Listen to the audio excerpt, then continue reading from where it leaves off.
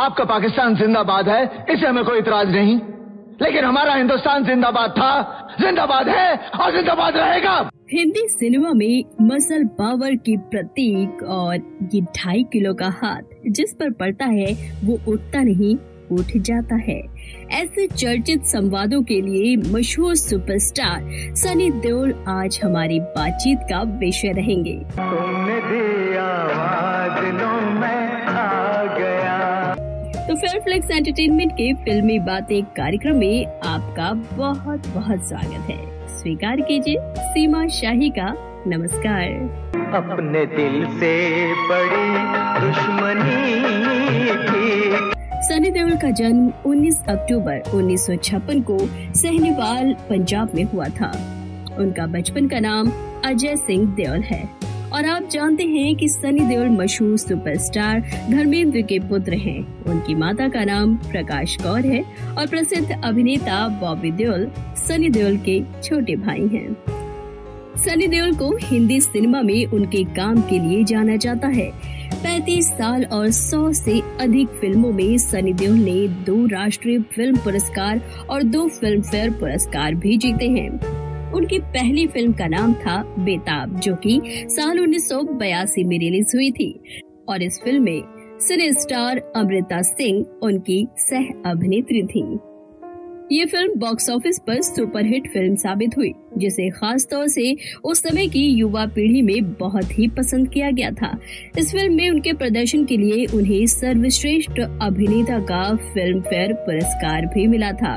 इसके बाद उन्होंने साल 1980 और साल 1990 के दशक में कई सफल फिल्मों में अभिनय किया। उन्होंने दिल लगी फिल्म के साथ एक निर्देशक और निर्माता के रूप में अपनी शुरुआत की, जिसमें उन्होंने अपने भाई बॉबी देओल के साथ अभिनय किया था।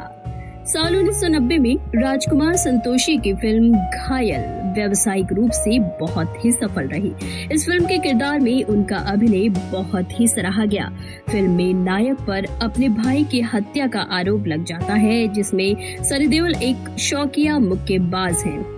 सनी देओल द्वारा निभाए गए पात्र को व्यापक मान्यता और प्रशंसा मिली। इस फिल्म ने 7 फिल्म फेयर अवार्ड भी जीते और उनके प्रदर्शन ने उन्हें सर्वश्रेष्ठ अभिनेता का फिल्म फेयर अवार्ड और राष्ट्रीय फिल्म पुरस्कार, special jury award, special mention feature film प्रदान किया गया था। इससे पहले कि मैं इन शरीफ लोगों के बीच तुम्हारा तमाशा बना दूं, शराफत से बता दो मेरा भाई कहाँ है। फिल्म दामिनी को, जो कि साल 1993 में रिलीज हुई थी, उसमें उनके एक वकील के किरदार ने उन्हें सर्वश्रेष्ठ सहायक अभिनेता के लिए राष्ट्रीय फिल्म पुरस्कार और सर्वश्रेष्ठ सहायक अभिनेता के लिए फिल्म फेयर पुरस्कार सहित कई प्रशंसाएं दिलाई।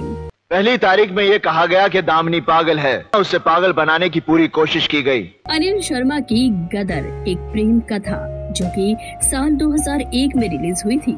इसमें देओल ने एक लॉरी ड्राइवर का किरदार निभाया था। जैसा कि इस फिल्म के नाम से ही पता चलता है कि ये एक प्रेम कहानी पर आधारित है। इस फिल्म में विभाजन के पश्चात भारत और पाकिस्तान के संबंधों के माध्यम से देशभक्ति के साथ दोनों देशों के पारस्परिक स्वरपूर्ण वातावरण की वकालत की गई थी। ये फिल्म अपने रिलीज के समय सबसे ज्यादा कमाई करने वाली बॉलीवुड फिल्म थी। एक बार छोड़कर देख लिया, सोचा था बिछड़े बाप से मिलेगी, खुशी से झूम उठेगी। सनी देओल की कुछ और सफल फिल्मों में the hero, love story of a जासूस, अपने यमला पगला दीवाना, घायल, वंस अगेन जैसी फिल्में शामिल हैं। इन उपलब्धियों ने उन्हें हिंदी फिल्म उद्योग के लिए प्रमुख अभिनेता के रूप में स्थापित किया है। उन्होंने पूजा देओल से शादी की है, जिनसे उनके 2 बेटे हैं।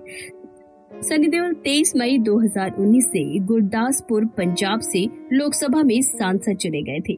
सनी देओल डायलॉग डिलीवरी के लिए भी जाने जाते हैं। उनके डायलॉग्स आज भी लोगों की जुबान पर आ ही जाते हैं।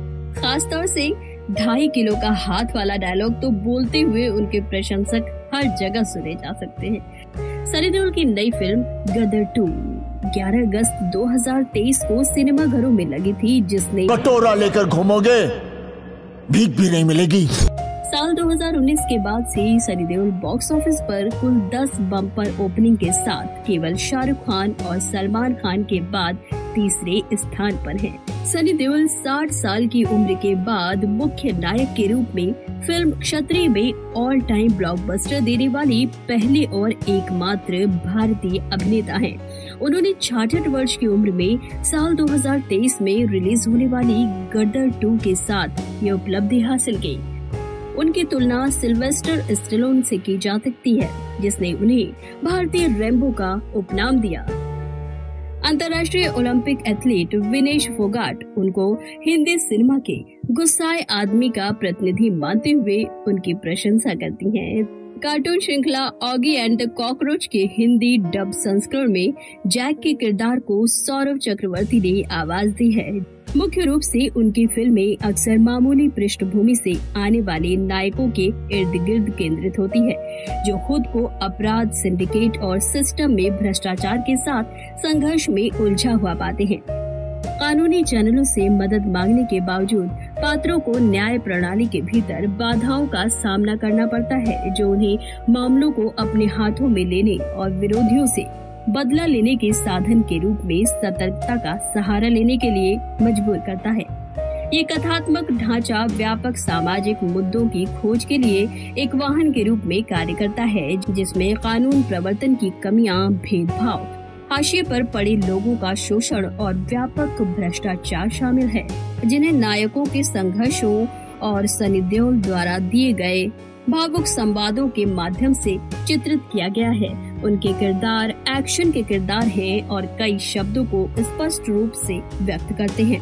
शुरू में संघर्ष से बचने वाले विरोध का सामना करने पर वो बेकाबू गुस्से में आ जाते हैं, आक्रोश से भरी हिंसा की धमकियों की ओर बढ़ते हैं और अंततः शारीरिक बल का सहारा लेते हैं। उल्लेखनीय रूप से देओल के किरदार शायद ही कभी स्वतंत्र रूप से हिंसा भड़काते हैं और केवल उकसाए जाने पर ही प्रतिक्रिया देते हैं। जाओ बशीर खान, जाओ किसी नाटक कंपनी में भर्ती हो जाओ, बहुत तरक्की मिलेगी तुम्हें, अच्छी एक्टिंग कर लेते हो। सनी देओल की फिल्मोग्राफी में जिद्दी में हाथ फाड़ने वाले दृश्य जैसे ग्राफिक हिंसा के उदाहरण भी हैं। इसके अलावा वो अक्सर सैन्य इकाइयों की अगुवाई की भूमिका निभाते नजर आते हैं, जैसे कि बॉर्डर और माँ तुझे सलाम या अर्जुन।